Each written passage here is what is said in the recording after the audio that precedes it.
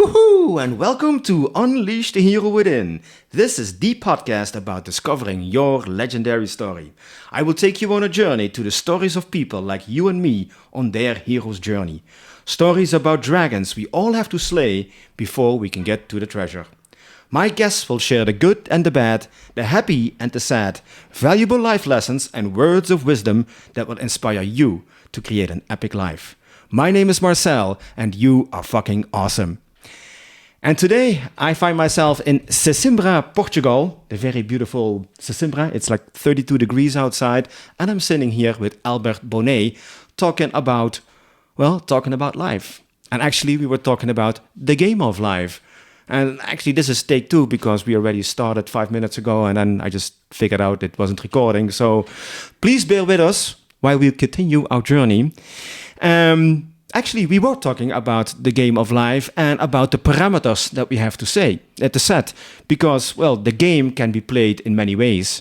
And what is the objective of the game? Is the objective of the game to live as long as possible? Is the objective of the game to earn as much money as possible? To be as happy as possible? There are so many things possible. So let's get some insights and perspective from Albert. And hello, Albert. Welcome to the show. Thank you so much for the second time. Yes. Look, you know what? I think that the purpose of life is actually to make mistakes and learn from them. Okay. And make mistakes sometimes more than twice, right? We just make one mistake and this take two.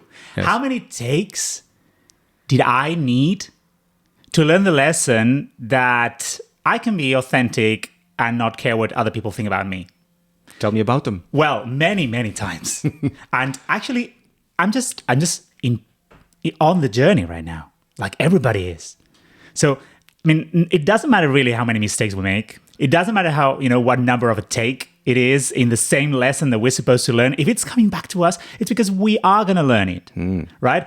Because I'm a firm believer that if the universe sends you a test, it's because the universe knows that you are up for it. Yes, I believe that too.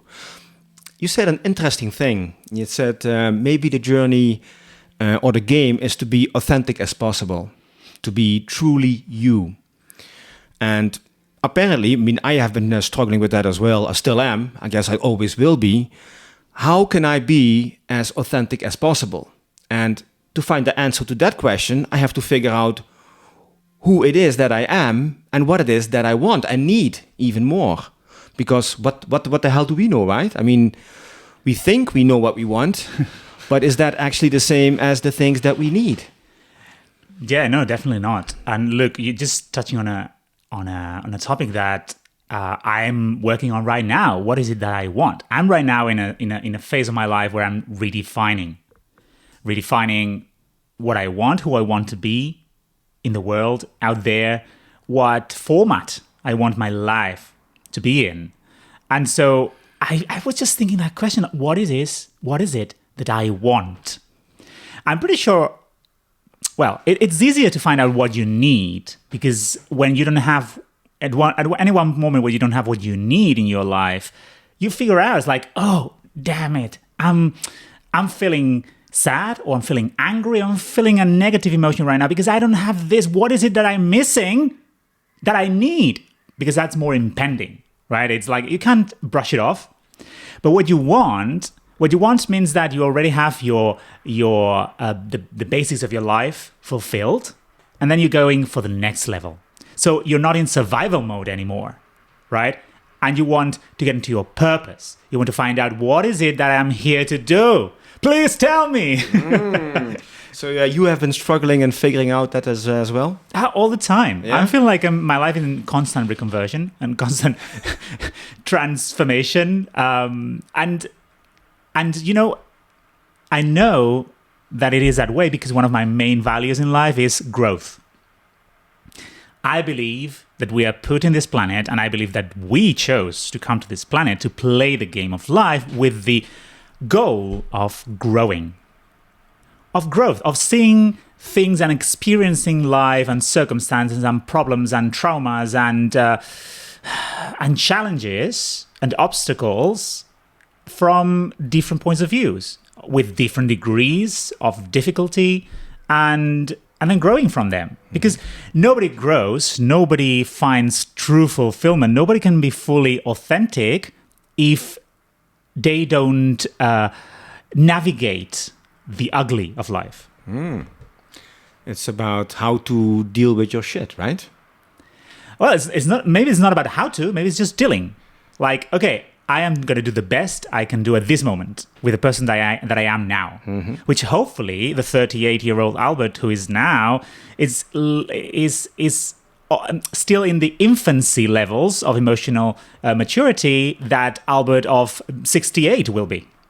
Right? So I am just taking the decision. And you know, it took me a long time to understand this, but everybody takes decisions at the point of where they are in their journey right now.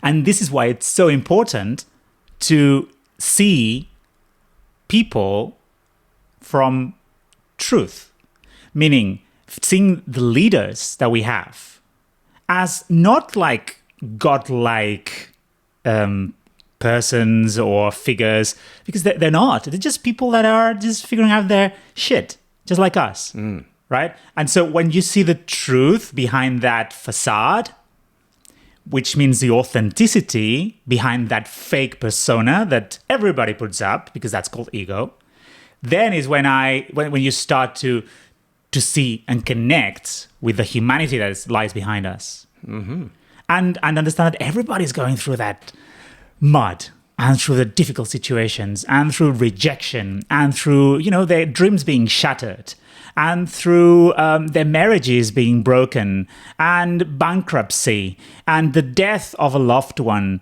Everybody goes through, maybe not all of them, but some of these challenges in life. And this is what makes us have something in common. And this is what helps us to see the human in the other. And that's why it's so important, podcasts like yours, Marcel, and people like you who are actually going forward in life and facing the adventure of life from that raw vulnerability that we are. Because if we put on a face and a character and say, oh yeah, I'm invulnerable, I am Superman, I am not, you know, my emotions are made of steel and I can face anything and I am not affected. That's not true. That's not true. But that's one level. You know, many people go through life on that level of existence. And it's a choice. And there's no bad or good choice. It's a choice. But then when you have clarity and thanks to all the contrast that you live in life, you start seeing what it is that works for you, that doesn't work. And you start having clarity. Oh, well, hold on. Maybe I haven't been living life in the most authentic way. Maybe I haven't been honoring my needs and my wants. Then is when you start to have the power to change. And you can choose, yeah. Because in the beginning, when we are born, our parents, they tell us a story, right? They tell us a story about how they see the world. So you can't blame them. They see the world in a certain way, the way they have been brought up, and they share it with us. And we believe that that is the truth because our parents believe that is the truth. And then somewhere along the way, you start to question that narrative, right? You see like cracks in it. Yes, at some point in your life, you are given the choice to question that narrative. It's not a given that you will actually question it, you know, because it's not only our parent, it's our environment, it's our circumstances, and in something, you know, the next, I think that the figure that has, that's on the second row of the level of power they have over you and the story you create.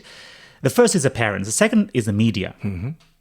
I was working in media and I left media because it wasn't working for me. It's like, why are we using this incredibly powerful medium, which are the radio, the TV?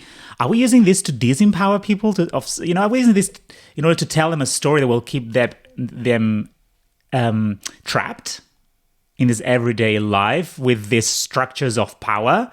Are we telling them that we need them to be quiet, that we need them to be constrained inside the box, that they can't be sovereign? They can't have sovereignty over their life. They can't have power, because that's the story that they're selling us. And you said, oh, we can't blame our parents. We can't blame our parents because that's the story that they were educated in. Well, that's also a choice. You can blame your parents. You can blame the media. But the question is does that serve you?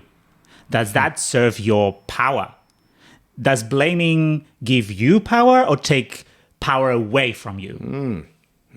Yes, that's very interesting, because when we come to a place like that, we tend to look outside of ourselves for someone to point a finger to. Huh? Can we find somebody to blame for the misery that we are in right now, for the challenges that we are facing in life?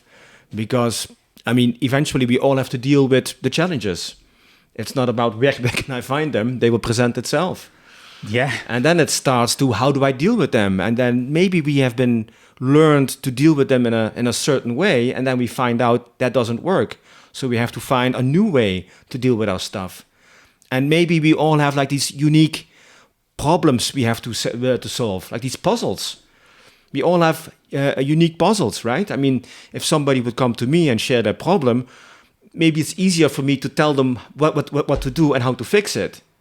And the other way around as well. But if you have to deal with your own problems, they seem so very complicated. Right. It's the old saying, don't feed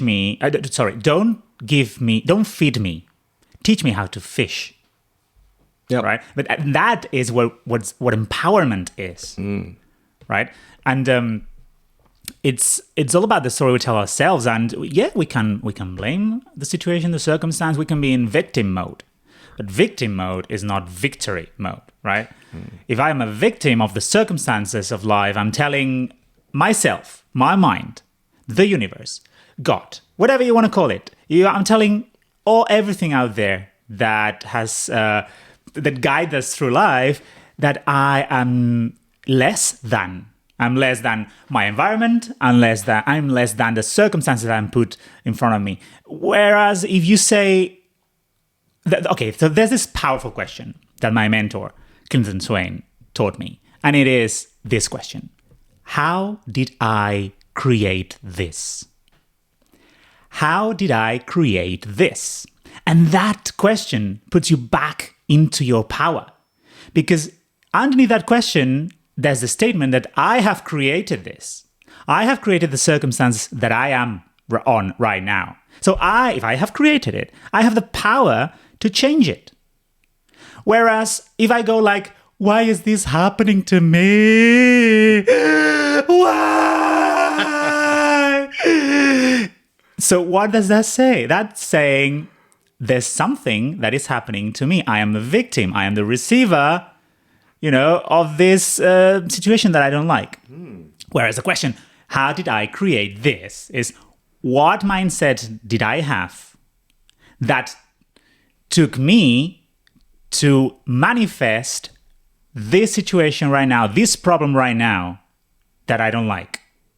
And that puts you back into power, into responsibility. You're taking responsibility of your actions, and therefore that's closer to personal power, that's where all the magic lies. Okay, just interrupt me anytime you want, okay? But I'm just going on and on. Yeah. But this personal power is very connected to courage. That's courage. Courage lies in your third chakra, in your solar plexus. That's where we digest emotions. That's our sense of identity. And that's where courage comes from. Even though the word courage comes from the Latin root cur, which, same as in French, it means heart. So courage is acting from your heart. But funnily enough, it's in your stomach area. So, but that's where the magic starts to happen.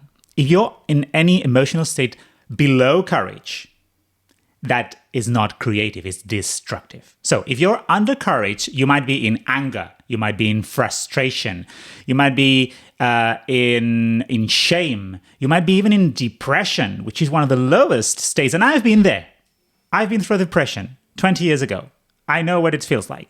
If you're under the emotional level vibration of courage, that is destructive. It's a downward spiral. And that's not mine. That's from Abraham Hicks. If you're on courage, you can slowly get up, or maybe quickly get up. From courage, you can get into decision making, into action taking, into knowledge, into love, into peace, into joy. And I think that joy is the whole thing why we are here on this earth. So courage is also maybe like a starting place for change. Because whenever courage comes involved, it's usually because you want to do something new, something that scares you, something that you don't know what's going to happen, you don't know what the outcome will be. So it's always more of an adventurous way to look at life. So how do you put yourself into situations every day where courage is like the starting ingredient? So I was in this situation when I was about 20 years old, where I was given the opportunity to ski. I had a trauma while skiing when I was a little child, maybe 8 or 9 years old, where I was left. I was trapped in the middle of the woods with my skis on for the first time, putting my skis for the first time. And I was trapped and I couldn't take my skis off. I couldn't move. I started to cry. I was like, I'm going to die here. Nobody's going to notice that I'm missing. There's no food. I'm going to freeze. Mama. And then a lady saw me and helped me take my skis off and I walked off. So that trauma stuck with me for 12 years until 20 years old. Somebody goes like, okay, let's go ski. I'm going to rent my skis. Are you coming? I'm like, no. Of course, that was my fear talking. Sure. It was my fear talking. And for some reason, something happened. A trigger happened in my mind. And I was like, yes, I'm going to do it. I'm going to do it. This is a perfect environment. I have a supportive environment. That happened 12 years ago. I'm not the same person. I rented my skis and I skied. I would like to say, for the first time, really skied in my life. And I love skiing now. So in that moment, that's when I took the decision that if I am afraid of something, that's more of a reason to do it. If I'm afraid of something, that's actually the signal the universe is sending me, giving me permission to go ahead and face my fear and do it. And incredible joy is behind our fear, mostly. Usually. Actually, I have a friend who's a life coach, and he says that our life purpose lies behind our greatest fears. I definitely believe that. So all you have to do is figure out what your biggest fear is and go after that. But maybe you can start with smaller fears. Probably it will be easier to overcome. Yeah, build your way up to the biggest fear. Yeah, that's why when we started our conversation with life as a game, maybe that is the game, about growing. It's about finding the things that scare you and do them anyway, whatever they might be. Which is kind of an exciting way to look at life, because that means with every day that you would have to go out there and find the small things that scare you, right? Yeah, exactly. Yeah. And it's so I heard this. Where did I hear that? Maybe you told me this when we met the other day for dinner. So it was like, don't feel the fear and do it anyway. Feel the fear and do it regardless. Meaning that disregard the fear. And also maybe there's another mindset there that would be face the fear and do it because of it. That's even better. Yeah. Right. But that's very challenging. I'm not in that mindset most of the time, but wouldn't it be great? Like, life sends you a challenge, an obstacle. And it's like, oh, perfect. That's the way I have to go. There is an obstacle. That's because that's my way. That's a signal. I have to do it. I'm afraid of, I don't know, whatever. Right. And climbing these rocks near the beach that we saw earlier. I don't know what's on the other side. I'm afraid. Okay, I'm going to do it. That's a signal. I have to do it. So I'm going to do it. But that requires a trust in life, a trust in whatever you believe in, spirit. I'm a firm believer in spirit, right? So that requires that you trust that you and your allies, whoever they are going to conspire to make you succeed. But yeah, it's a journey, as you were saying. It's like, don't start with the greatest fear, right? I'm afraid of skydiving. I'm gonna do it. That might create a bigger, emotional problem than the one you already have, right? So when I decided I wanted to climb Mont Blanc, the highest mountain in Europe, I didn't start by like, okay, I'm just doing daily strolls of 3 kilometers every day, and next week I'm going to climb Mont Blanc. That would have broken me. And we're not talking about emotional wreckage. We're talking about physical wreckage, right? Because it's the start of real alpinism. Sure. Climbing Mont Blanc.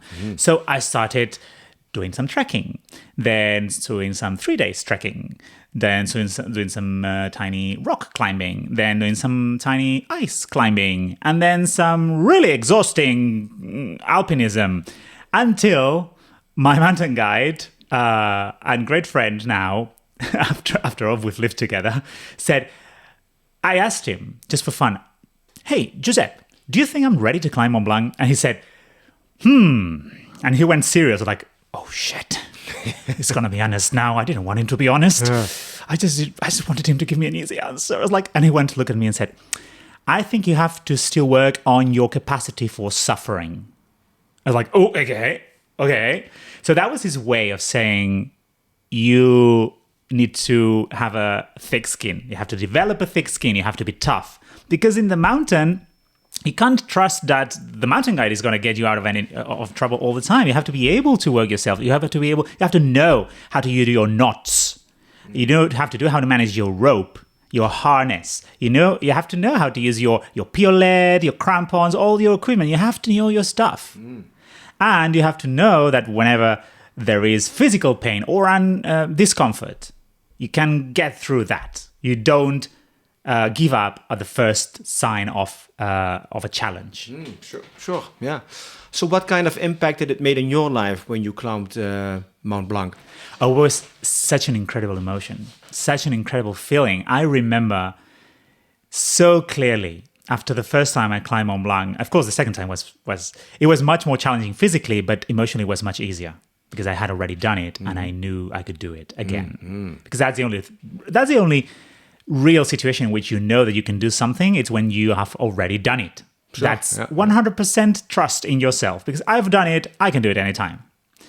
I remember being on the transfer from Chamonix to Genève to get back to the airport after climbing Mont Blanc, and I was seeing the summit of Mont Blanc going through my window on that transfer along the road. And at that moment I felt anything is possible. I felt an emotion of, oh my gosh, Albert, just 5 years ago, you were overweight. You had not done any exercise or sports at all. And in 5 years, you've done this, which you never even imagined that you would attempt to do. And as I was seeing the mountain just passing by my window, I started to cry and realize, okay, if I can do this, I can do anything. That's very powerful. It was super empowering. So what did you decide to do after that moment? Because once you experience that feeling of becoming superhuman almost, getting in touch with your inner hero, so to speak. Yeah. So what kind of ideas pop to your mind? Because once you experience that, like, I can do anything. What is it that I want to do now that I thought was impossible to do yesterday? So that, I continued doing some mountaineering, some climbing. Again, I climbed Mont Blanc for the second time. I moved countries. I had never left Catalonia, the Barcelona area in my life. I mean, I had traveled, of course, but I hadn't lived anywhere else. So I decided I want an adventure. It was like my body was asking me for more adventures, right? And not only physical adventures, right, where you have to exercise your body and you have to climb and up and down and cold and windy and exhaust. So I wanted another kind of adventure. I decided I just want to go out. I just want to leave this country, I want to live somewhere else. And I moved to London. And that's probably the accent you're picking up. So I moved to London, and I've been in London for nearly 9 years now. Actually, hold on. What day is it today? Can we say the date?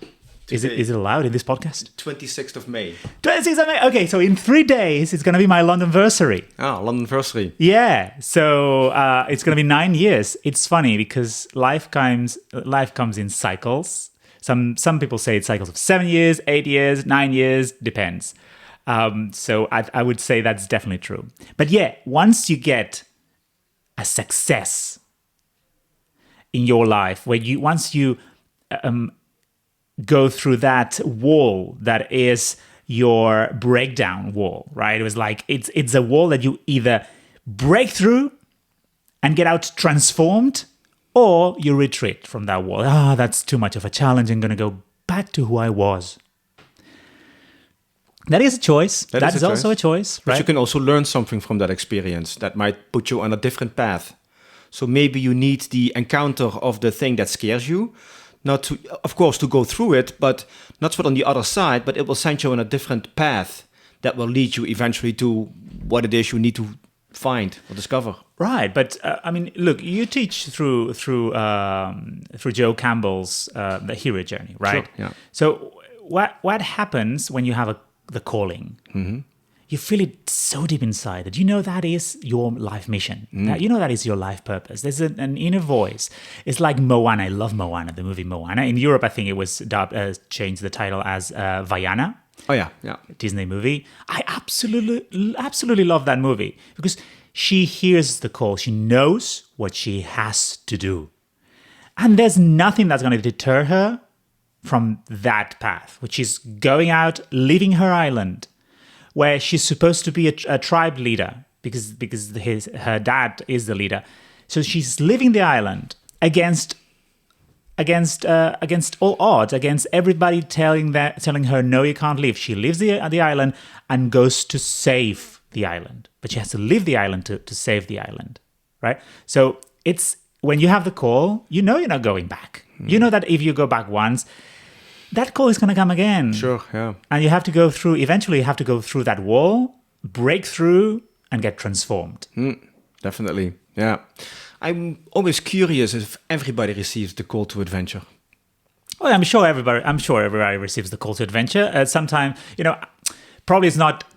Some people are less adventurous than others, but there's. I don't think there is an absolute rule or ruler to adventure levels, right? Everybody's different, and everybody, I believe, has chosen their own path and their own experience in this life. And so what to you is an adventure to another person is probably like everyday thing. Yeah, sure. Another way and the other way around as well. Also, we don't know of all the anonymous adventures and heroic journeys that are happening right now around the world. Because the media, and now I include you, Marcel, with this podcast, we just like the shiny, we like to put the spotlight on what is spectacular, what is emotionally, I was going to say overwhelming, maybe not so much, but where you have a shock, you kind of have a bit of an electroshock, right? Yeah.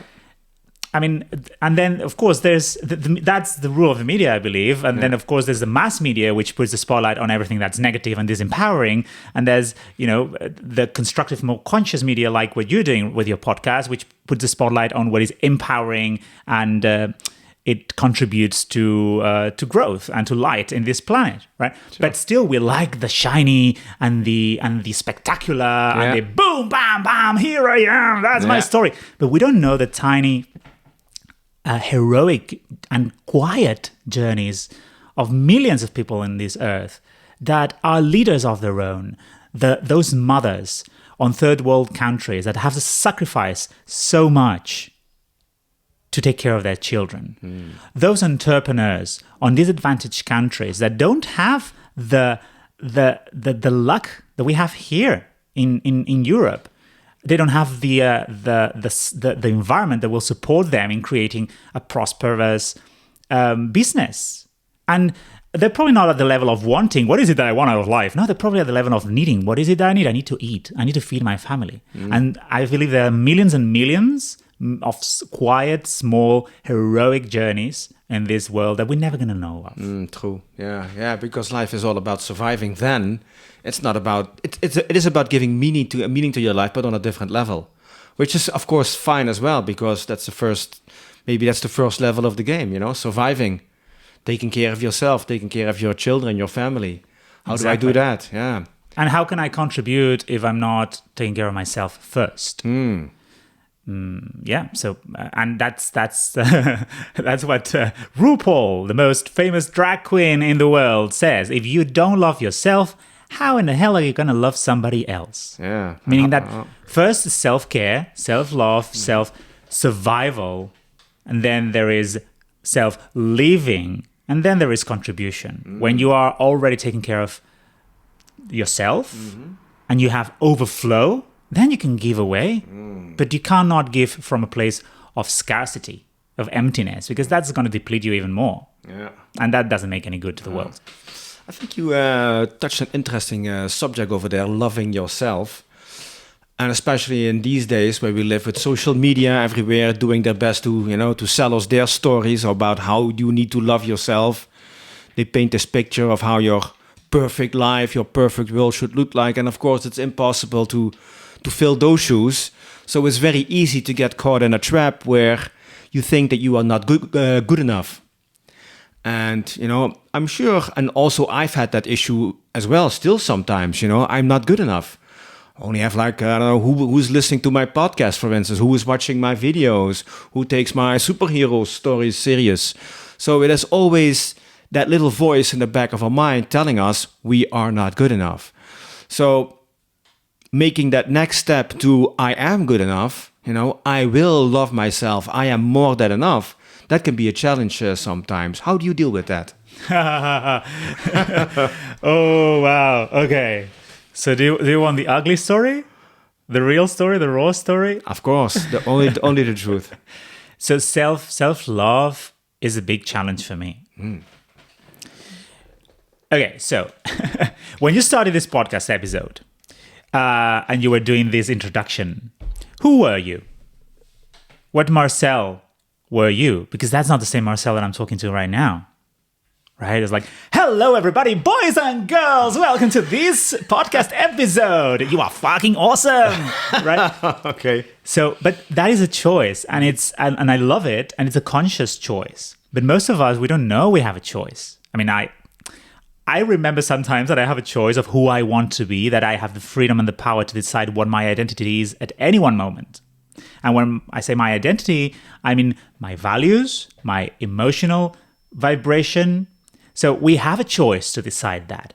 And for many, many years, I didn't know I had a choice. So the self-image that I had of myself is, oh yeah, I'm somebody with a great potential. I'm somebody, prepared for certain things with certain skills, certain talents, but I'm never going to amount to anything because I'm not worth it. And sometimes I get trapped in that thinking as well. And that's scarcity mindset again. And that's lack of self-love. And the way I traced this back to my need of being recognized, my need of being approved, my need of being on a stage and having, hundreds of people like, bravo, bravo, right? But that's an ego trap. It's an ego trap. And of course, I have traced that back. And like, when did I create that belief?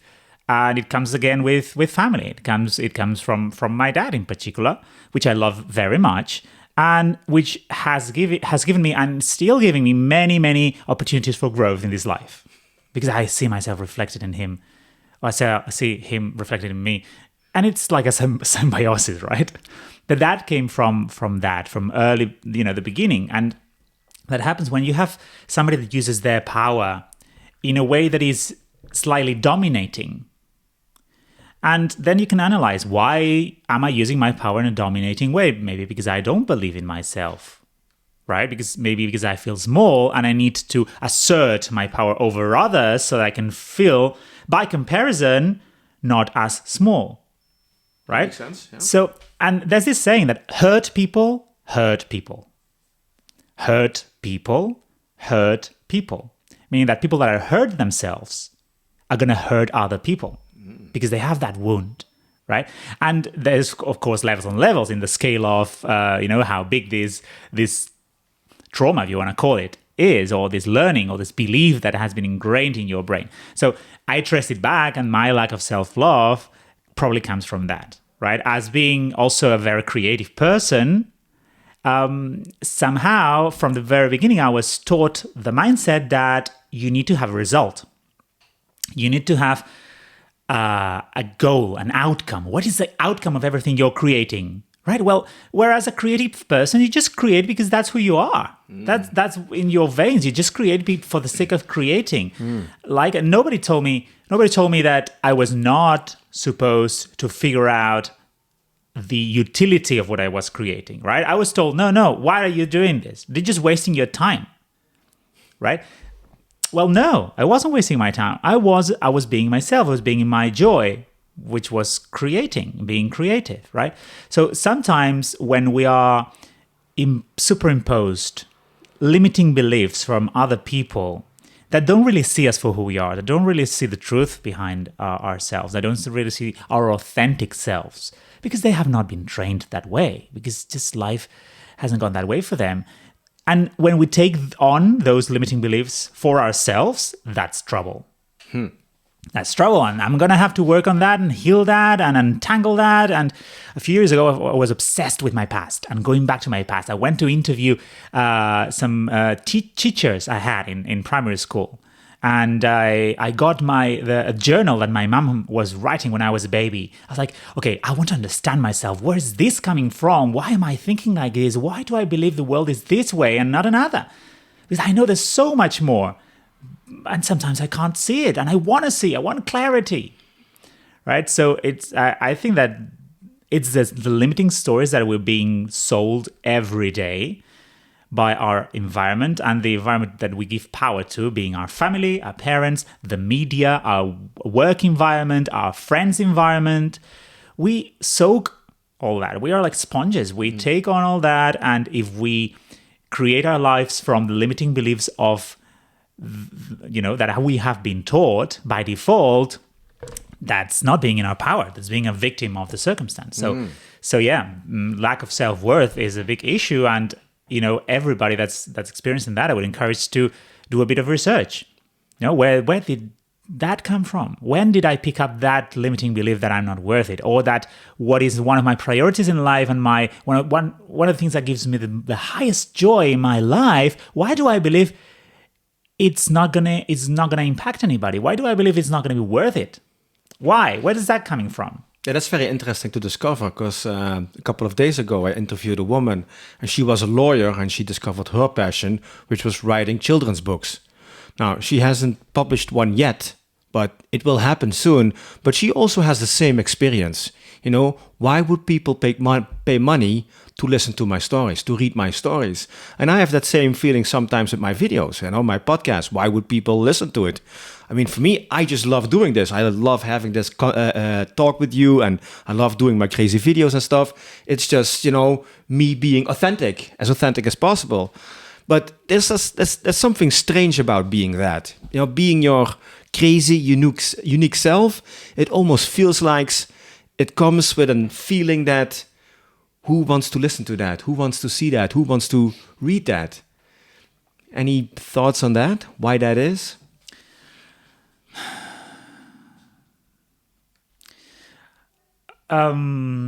Maybe it's one of those challenges that life is putting in front of you so that you can actually break through it. Yeah, that could be a good one, because being 100% authentic yourself, completely, disregard what everybody thinks of you, just, be out there and show yourself to the world. Maybe that is even the biggest fear we can encounter. And I think that's impossible. I think it's impossible to be completely, totally authentic all the time. I mean, no, not all the time, because you have to deal with yourself. I mean, you can't go to a church or a wedding and go, apeshit crazy. But, and even then, you can be yourself, but you just, you take care of other people's thoughts as well and their feelings. There is a movie that I love. I watched in the last year called Captain Fantastic with Viggo Mortensen as the main actor. I absolutely love it. So it's, and I recommend it to you. It's about a parent, a father, that lives with all his children, which are quite a few, maybe 8, 7, 8, in the wilderness. So they decided to go off the grid. And they go in the real life. They're living they're hunting themselves. They live in a cabin in the woods. They do sports every day. They do climbing. And whenever they have to go to the city and use money, and be social and play by the rules that this society or whatever society in most of our Western societies in the earth, we have to play by their rules, right? So they just go and do the transaction, whatever they have to do, and go back. So they are so authentic, and there is actually one sequence where they have to go to a funeral, and they go dressing the most colorful outfits possible. And of course, it's a Christian wedding, right? So it's like everybody's looking at them weird, and then somebody goes on stage and reads. Doesn't even read. He actually makes a speech, which is the most beautiful celebration to life. But that's not what people in the church are used to, right? It's seems like deaths are sad. Sure. That's what society tells us, right? When somebody dies, it's sad. So we just play by that game. So no, probably you can't be fully authentic everywhere all the time. I think that's... But I don't want to say that because that's a limiting belief. It's impossible, right? No, it is possible. It's just we're not doing it and we're not used to seeing it. And I forgot the question, but it served me to go on and on about this. Yeah, but that's good. It's a journey, and it takes us where it needs to go. Right. So it's all good. So Captain Fantastic, I have to put that on my list that of movies to see. Yep, you love it. Oh yeah, sounds good. Because there's a story there for all of us. Have the courage to be true to yourself. I think that was part of the question as well. How do you stay true to yourself with everything going on? Because people will look differently at you. People will judge you. So it's great to travel. And what I'm doing right now is I'm just staying over a month in Portugal, right? And I'm so grateful because I've been meeting all these amazing people. And the good thing is that because none of these people knew me before. They don't know who I was before I came here. To them, I was born 4 weeks ago when I arrived in Portugal. So I can be whoever I want to be. And the same happened when I moved to London, right? It's like, oh, wow, it's this incredible freedom. You're not constrained by the identity that you created, and then now you feel you have to fulfill in order for everybody to recognize you because you've trained everybody to interact with you in a certain way, right? So now I can just, this is the second time we meet you and I, Marcel. So I gave you a first impression, right? And I created the person that I wanted to create in front of you, which is probably different than the identity I created with another person that I met in Portugal these last few days, right? Because the energy is different, right? So I just decided to create this identity. And how authentic is this identity compared to the other identity that I would play? How is it? How authentic is it? Well, in my opinion, it depends. And that's the answer. My answer to your question of how to be more true to yourself is how much of your life force do you let through? How much of your life force, and by life force, I really mean the spirit that you are, right? Because I'm a very spiritual person, right? And I am totally convinced that we are not bodies that have a soul. We are spirit that we have a body. Yeah, we have a human experience. We're having a human experience. So we are spirit. And the spirit is so much bigger than we are letting it be. I think that if we were the 100% power, life force that we are as spirit, if we let all that 100% through our human bodies, probably our human body would combust, will self-combust and explode. Boom! Right? So my measurement for how authentic you are is how much of that authentic, true spiritual life force are you letting yourself express through your body, through your voice, through your decisions, through your mind, through your emotions. And because I know that spirit is light, right? And we are in a place of duality on earth, and there's the good and the bad, and we must have balance, right? But because I believe that eventually source is unity and it's light, everything that is light and makes us feel enlightened or closer to the light, which are these emotions of joy, of passion, of wanting to be passion and hunger for life, everything that helps us feel, makes us, induces us to feel that way, that comes from spirit. Anything that comes from the lower scale of emotions, as Abraham Hicks puts it, that is not life-creating, that is life-destroying, is life-taking. And therefore, that's not authentic. Because you're just choosing to be the small human in the circumstances, your human circumstances, that you happen to be at this moment, right? And it's difficult to remember that you are spirit every day, right? I mean, if you have a practice, that's easier, right? If you meditate every day, if you connect to your inner truth every day, it reminds you, and therefore it's easier for you to connect at any one moment. But, for most people, it's difficult because they have all these problems and they don't have a moment to pause and think and why? What is the purpose? What is the reason of all this? What is the why? And the why is the most important question in this life. Yeah. Why do we do the things we do? Yeah. Which is very interesting because you were talking about it and it got me thinking that with everybody that you meet, every encounter that you have a choice how you can react in that moment. Absolutely. So, I mean, we have very much similar interests, so it's very easy for us to talk about spirituality and personal development and grow and the soul and law of attraction. But a lot of people don't even know what that means. So, in those meetings, you will present a different version of yourself, maybe. Oh, absolutely. Otherwise, I'm going to blow somebody's mind up. Yeah.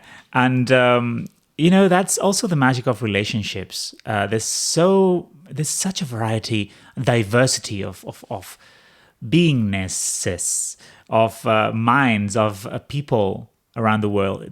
Diversity is such a treasure, right? Yeah, definitely. But that's also why it's important to surround yourself as much as possible with people who are, better is maybe not the right word, but who are further in the journey. Exactly, further in the journey. Yeah, absolutely. I agree with that. And I love doing that. Yeah. And so when you meet somebody who is in the vicinity of where you are in your journey, it's like, oh, we have so much in similar, we can learn probably because you're in a...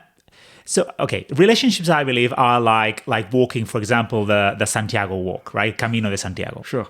And I haven't done that yet, but I am doing it. Ah, cool.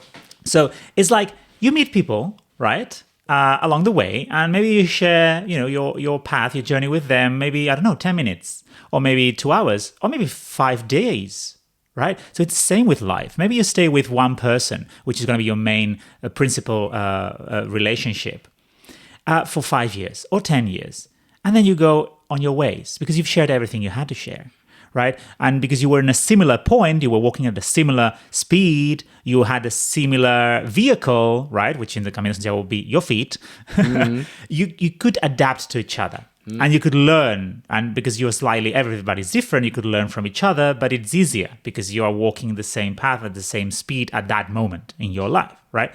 But that's the magic of diversity. There's so much you can choose from. And when somebody comes in your life, you are presented with that and you can make a choice. Like, okay, do you want to share, my time with this person or not? And then you can choose your identity. You can choose who you want to be. Of course, imagine that I am on a path and I'm riding a bicycle, okay? And look, I've already been walking most of my life. I was actually crawling for most of my life. Then I started to walk. Then I got a bicycle. Now I'm on an electric bicycle, right? So probably it's going to be uncomfortable for me if I meet somebody who is crawling to just get off my bike and crawl with them so that I can have a relationship with them for a while. It's going to be exhausting for me. Because I am already on the speed. I'm on my journey. I'm on my bike. So I want to go faster. I want to see where the motorbike is next, and then I'm going to see where my car is next, and then I'm going to get my train. I'm going to get my plane. I want to go up there because I'm on this mindset of growth. Yes. I want to evolve. I want to go beyond. So it's hard. It might be painful to get off your bike and crawl with this other person. and tell them, yeah, I've been there. Don't worry. Just keep going. Look, now you just put yourself up, just press with your hands. Then you're going to stand upright. Then you're going to put one foot in front of the other, right? So it might be good. It might be in your life path, your life purpose to do that. And it's also exhausting if you keep it going for a long time. Yeah. So it's good to, in my opinion, to have a variety, right? And of course, you're not going to be a person that talks to that person that's scrolling about law of attraction, because they're not going to get it.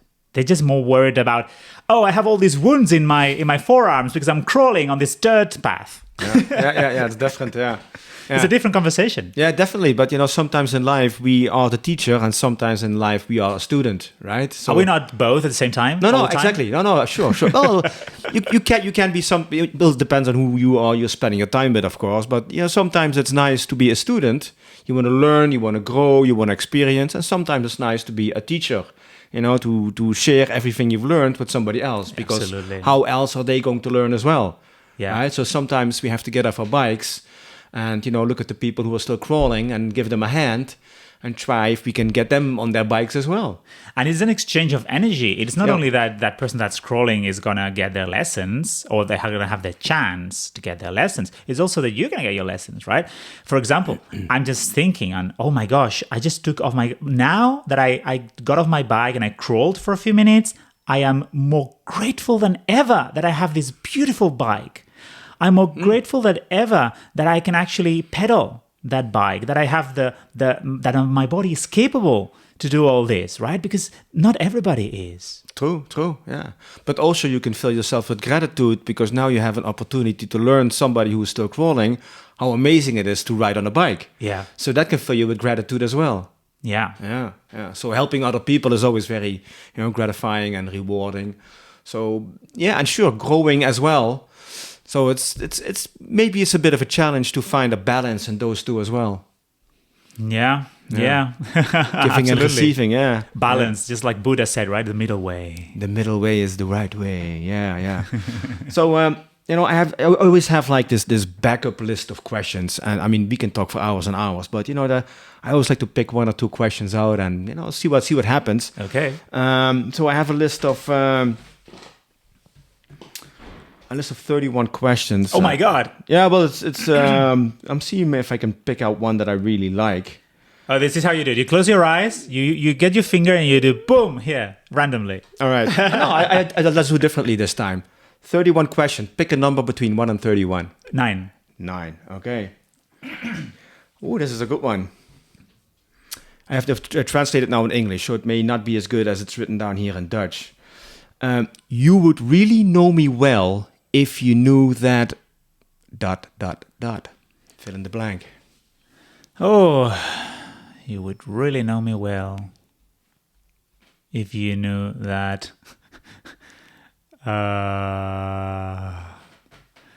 Wow, okay. Oh, so many things are coming through my head right now.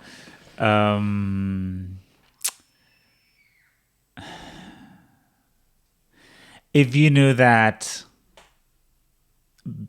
behind this strongly speaking man, there is still a young child that all that he wants is to be loved. Yeah, that's very beautiful.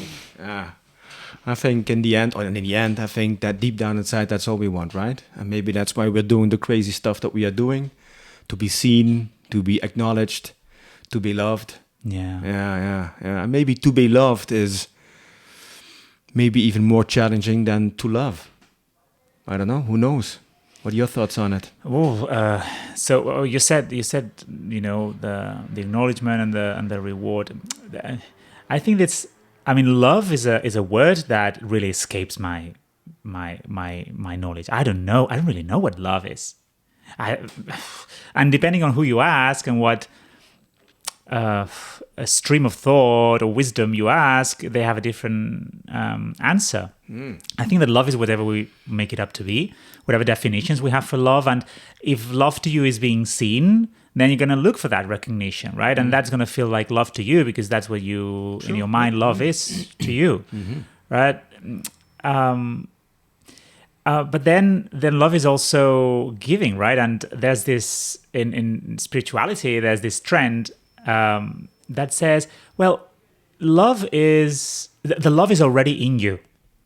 The love is already in you, and you experience it by sharing it with others. That's why you're looking for objects of love, right? You're just looking for people, situations, objects, circumstances to love, to pour your love that you already have inside, pour it on those receivers. And that's how you experience love, because if you just keep the love for yourself, it's not flowing, then we not experience it. We just experience it when it's flowing, in, out, in, out. Oh my gosh, that was very graphical. Okay. Listeners, somebody's going, well, what did I miss? Yeah. Well, rewind it and think again. You are washing your cutlery while you listen to this podcast. Yeah, that's what you missed. Rewind 15 seconds. Hey, Siri. That was a good one, yeah. Very graphic too. Yeah, but I'm sure you're absolutely right. That's also that depends on the definition you give on the word love. Yeah, but I also believe it has to do with other people. I mean, sure, you can move to the mountains and stay all alone and get a dog and love the dog or something. But for me, at least for me, it's about people. It's about being vulnerable. It's being authentic as possible. Sure, it's also about being, helpful and, being the teacher from time to time. Yeah. Well, that's because I think that people is what reminds us the most to connect, right? And it's also the things out there in the world that are more similar to who we think we are, right? So I am Albert, I am a person, I am a human being, right? So the most similar to me right now is another human being, right? So because I can see you, I can project whatever I have inside on you, and then you can project whatever you have inside on me, and we can relate to each other. And we have shared experiences. We both live in a planet called Earth, where we have gravity, where we have air, we have a beautiful sea behind us, right? Where we have cold and hot, where we eat, where we go to the toilet, right? We have a similar experience, so it's easy for us to connect and remind us of who we really are inside. And that, I think, the connection is the key to everything, right? What I teach with authentic storytelling is all about connection. All we want in life is connection, to connect. When we feel disconnected to our life force, disconnected to other people, disconnected to our passions, we are slowly dying. So it's either connection or death, right? Connection is life. Disconnection is death. Yeah. In the flow of life. Yeah. Yeah, and perhaps we also need that connection to discover who we truly are. Maybe there's only like a certain level you can come to by yourself, and we need other people to go on a deeper level to discover who we truly are. Exactly, and that's why people that put themselves out there in the most courageous way have the most opportunity for growth, to discover who they are. And to me, what that means, discover who you are, is to connect more and more with the spirit that you are, with the wholeness of what you are, right? And because, as you discover more sides of yourself, and we're talking, everything in life, you get more of a whole view of your view of yourself grows and grows. And I was like, oh, well, hold on, I'm more than that. Oh, I have that part of me that I didn't know. Oh, I have that dimension of me. And it's all about dimension. I think we are multidimensional beings. So yeah, this interaction and these conflicts and these battles that we have, first with ourselves, because I think the first relationship we have, the most important in our lives is the relationship we have with ourselves. The relation I have with me, and then the relation that I have with you and the other person and the other person and the community. So, but yeah, people complicate everything. People complicate everything. We complicate. Yeah, well, that also makes it a little bit more. So basically, we create our own challenges, like you said in the beginning of the conversation. Yeah. I think this is like the game that you keep mentioning, and which I love because I love games. It feels like we got into this game having chosen from the buffet of life what challenge will be served to. Okay, so Albert, there you go. What do you want to choose? Okay, I want to go as spirit. I want to be a man. Well, hold on, I'm going to be a gay man because as a person, okay, I want to choose this father because this father is going to put all these limiting beliefs in me. I'm going to forget what self-love really is, and so I'm going to make myself gay so that I will be afraid to express myself. And by going through all these challenges and suffering through all these years, I'm gonna really explore what it feels to fully love yourself. And also because I'm gonna be experiencing those challenges. In the end, I'm gonna be wanting to serve humanity by sharing my experience, and maybe other people will feel reflected and they will understand that there is a way out and it gets better, right? Or look, Albert, so I'm gonna give you a very sensitive, emotional body, so that everything feels so heavy on you or so joyful on you that you don't have a middle way, right? So actually, you're gonna be having experiences that are much deeper than other people might be experiencing them because you just have the ability to feel so much that everything is so big that gives you a big capacity of growth, sure, right? Yeah. So I believe that when we came to this game, we chose. The like the screen, right? Like Super Mario Bros. Brothers. You just go like, okay, I'm gonna have this monster and then the final monster, which I have no idea what is. But whenever it comes, I will deal with it. Yeah, you will. Yeah, whatever will comes, we will deal with it. That's some nice words. So we have reached the end of the interview. Are there any last words you'd like to share with us? Yeah, absolutely. Yeah, be aware